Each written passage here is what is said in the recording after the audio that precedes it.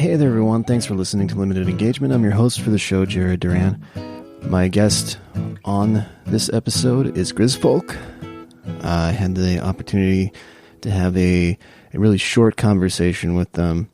Well, short for my normal interviews. When they were in town a few weeks ago at the Rebel Lounge.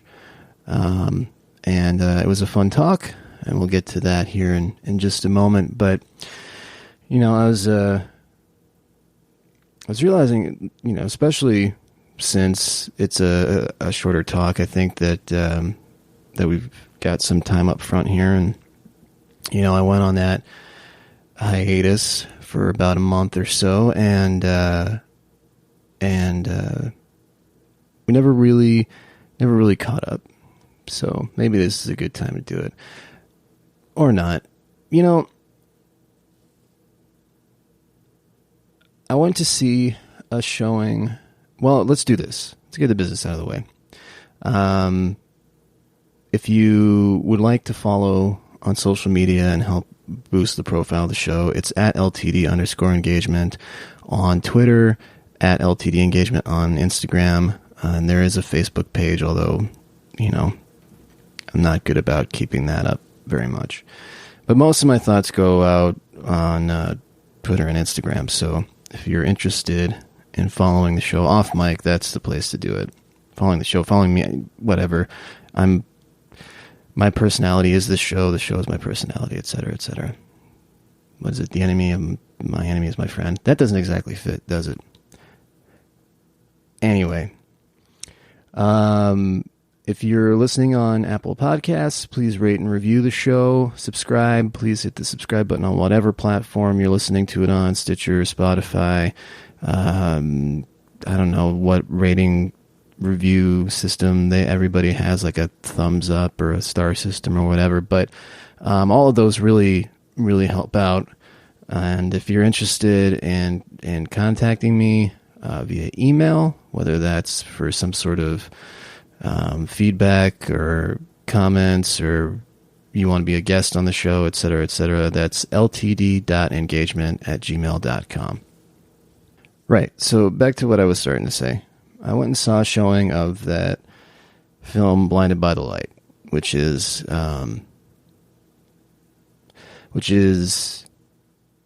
far from a perfect film, but I enjoyed it a lot. It connected with me on a way that I wasn't really expecting, and I was trying to unpack that. I'm doing it in a sort of longer form essay sort of thing, but, you know, I was trying to think about what it was about it, and there are some obvious parallels. There's the fact that the character in the film, whose name is Javed, sounds like Jared. I think at some point in the film somebody suggests him just going by Jared. I thought that was funny. Sorry for drinking coffee on mic, but hey, what are you going to do? So there's that parallel. Then there's the fact that that he doesn't you know, he's a minority person of color in a town that is very unaccepting of that. That didn't parallel so much, you know. There was well, when I say was, I'm referring to the fact that I was a kid. I'm no longer a kid. I'm still, you know, of Jewish descent and Hispanic and Native American descent, so I did feel a very outsider sort of thing in the very waspy neighborhoods that I grew up with. Is waspy even an acceptable term anymore? Is that also considered hate speech? You know, there were a lot of white bread people, typical Christian types. It's the majority of the population in the areas that I was growing up in. And so there's that parallel. There's that too.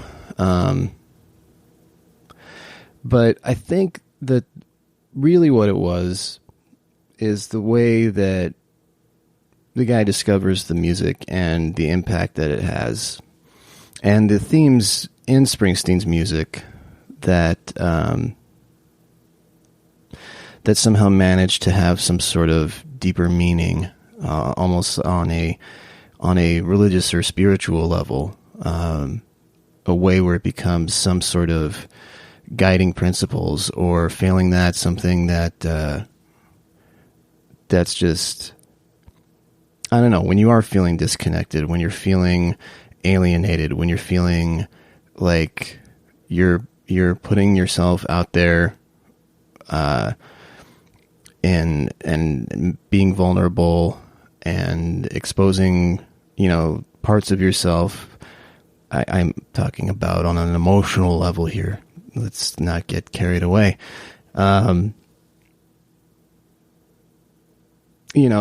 That it's tough, and the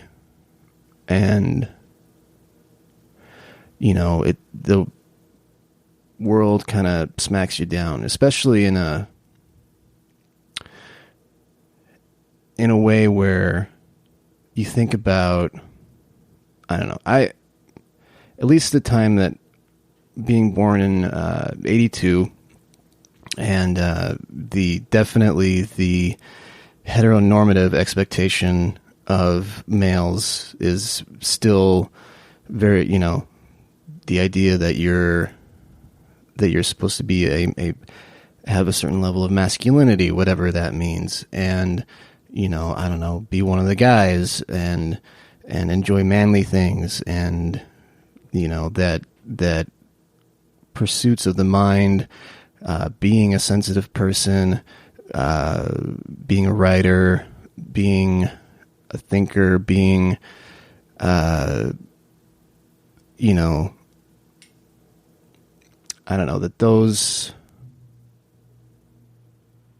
things are not looked highly upon in a social setting. There's still some sort of stigma to that. You end up becoming an outsider, a marginalized figure, sort of.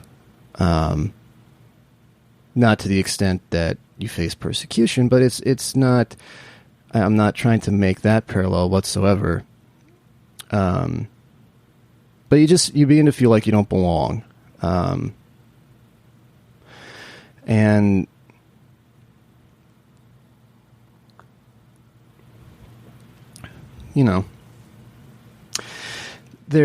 I was probably 10 years old, maybe 11 tops, when I heard my first Springsteen album.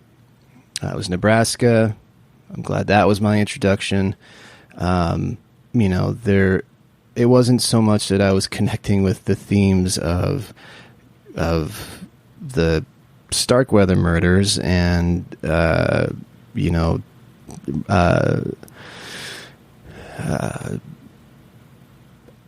stuff in Atlantic City, but there was a voice that I connected with. There was when it's just a person singing stories pretty nakedly with just bare backing of an acoustic guitar. And you hear songs, it was the songs like Used Cars or My Father's House, or the ones that touched on even Reason to Believe, the ones that are talking about in terms that were not so grandiose as Born to Run or Thunder Road, songs that I came to love and affect me in a way that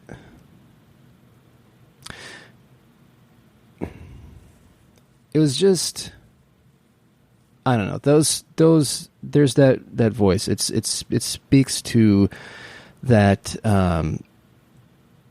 the idea. Well, all right, I'll reference this in an effort to be as succinct as I can, because like I said, I'm writing this down.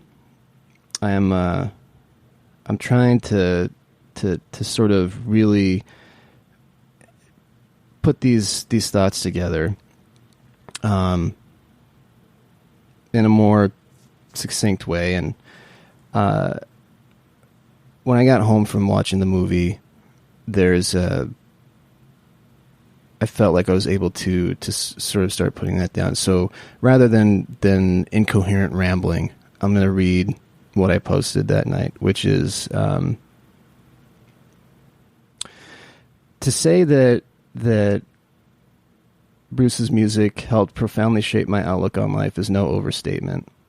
Yes, life sucks a lot of the time. You get knocked down constantly, but you dust yourself off and keep going, fighting the crushing doubt, depression, and fear, because there is still beauty out there. There is still romance. There is still love. There is still poetry and mystery in even the worst moments. And you don't stop going out in search of it, because that doesn't come find you if you're just sitting on your ass moping about missed opportunities and the shit you wish you'd done. And that sort of sums up for me where I'm at in life right now. I'm pretty tired of, for a long time I feel like the doubt, the fear, certainly I've dealt with a lot of depression, and all of these things I used to allow myself to miss out on a lot. And, these things happen though, but the stuff that matters, you need to go after it. And it is going to hurt and it is going to suck, but then there's always the opportunity of it being amazing. And sometimes those things are short-lived and they burn out. Sometimes, I don't know. But there's something about that for me in that music. And it's interesting, I was thinking about this too. I have never, not a single one of my, my ex-wife, girlfriends, any of them has been a Springsteen fan. So I wonder what that says exactly.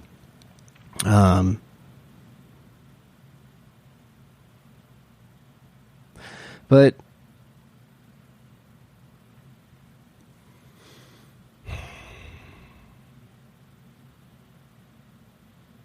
I guess that's what I'm trying to get at, is that, and I was reading Springsteen's memoir recently, and he talks a lot about depression in there, and depression is definitely something that I have struggled with. I don't know. Sometimes it is really hard to keep going, to find that motivation to do, I don't know, to do what needs to do, anything, to write. What's the point to do these shows? What's the point to keep, plugging away at, I don't know. What I have come down to is that, and one of the things that's come out of doing this show in particular, is that these things do matter, whether it's just that they matter to me, whether it's something that I need to say, that it's something, whether that's on mic or in writing, or whether it's something sometimes somebody needs to hear. I don't always know in what way. People who need to find these things find them. Just not just Springsteen's music, whether it's listening to the way that like Mark Maron works through this stuff, or whether it's reading